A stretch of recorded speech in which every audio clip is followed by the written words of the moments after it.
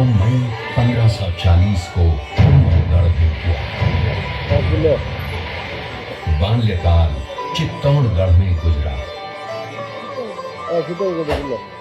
सन 1567 में अकबर ने जब चित्तौड़गढ़ पर आक्रमण किया तो मेवाड़ के प्रमुख सरदारों और सेना नायकों के आग्रह पर महाराणा उदय सिंह ने चित्तौड़गढ़ छोड़ दिया। अपने देश, कुल, गौरव और मातृभूमि की मर्यादा के लिए प्राण न्योछावर करने वाले योद्धाओं और ललनाओं से प्रताप ने न केवल सीख ली बल्कि ये घटना उनके जीवन का आधार बन गई। फरवरी 1572 को महाराणा उदय सिंह का देहांत हुआ।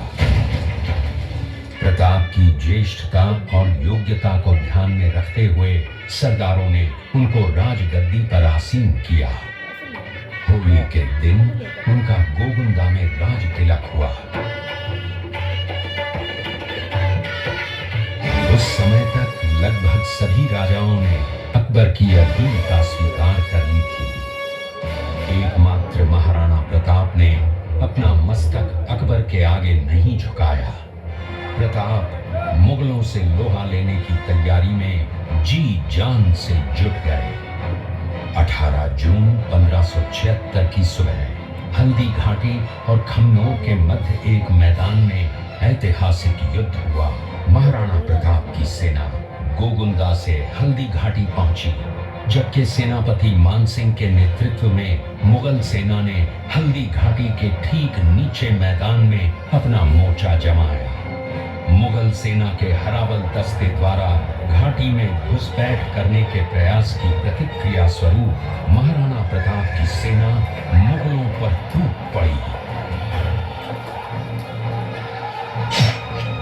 प्रताप के हरावल सैन्य दलों का नेतृत्व पठान हाकिम खान सूद कर रहे थे। भीलू राणा, जो राणा पूंजा के नाम से भी जाने जाते हैं, उनके नेतृत्व में भील आदिवासियों ने गोरिल्ला पद्धति से युद्ध करते हुए मुगलों के छक्के छुड़ा दिए। देखते ही देखते शाही सेना में खलबली मच गई। रक्त तलाई घोड़ों की टापों, हाथियों की चंगारों और तलवारों की झंकारों से गूंज उठी। चारों तरफ हाहाकार मच गया। युद्ध का घटनाक्रम अचानक उस समय बदल गया जब प्रताप ने अपने घोड़े चेतक को एड़ लगाकर मानसिंह के हाथी पर चढ़ा दिया और उस पर भाले से भरपूर वार किया। मानसिंह हौदे में दुबक गया। हाथी से उतरते समय चेतक की एक टांग कट गई। इस स्थिति को भांपकर महाराणा प्रताप के हमशक्ल सेनापति झालामान ने महाराणा प्रताप से आज्ञा लेकर उनका राजमुकुट धारण किया। मुगल सेना झालामान को महाराणा प्रताप समझकर उन पर टूट पड़ी और झालामान शहीद हो गए। उधर चेतक ने अपने स्वामी को 5 किलोमीटर तक 3 टांगों पर ही लेकर एक बरसाती नाले को पार किया।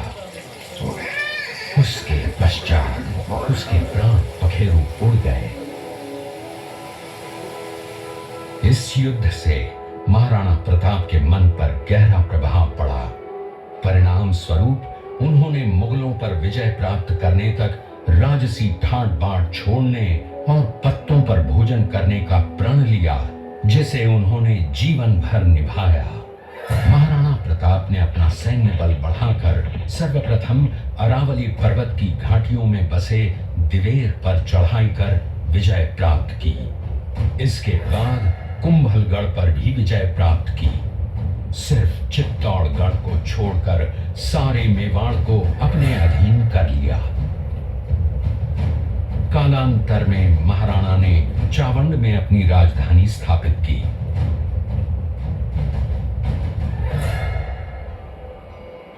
19 जनवरी 1597 को राणा प्रताप ने मात्र 57 वर्ष की आयु में इस संसार से प्रयाण किया।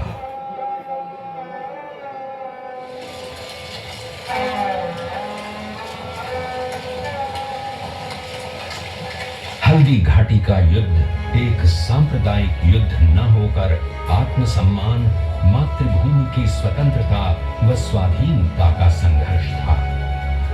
इसका प्रमाण ये है कि जहां पर अकबर की सेना के सेनापति जयपुर के राजा मानसिंह थे, वहीं पर महाराणा प्रताप की सेना के सेनापति काबुल के हाकिम खां सूर थे। महाराणा प्रताप स्वतंत्रता की वेदी पर एक ऐसा अंगारा था जो आत्मसम्मान व देश गौरव के लिए दिन रात जलता रहा, धधकता रहा और अंत में बुझकर भी उसने देश में ऐसा लौह भर दिया जिसकी प्रखर किरणों ने भारत माता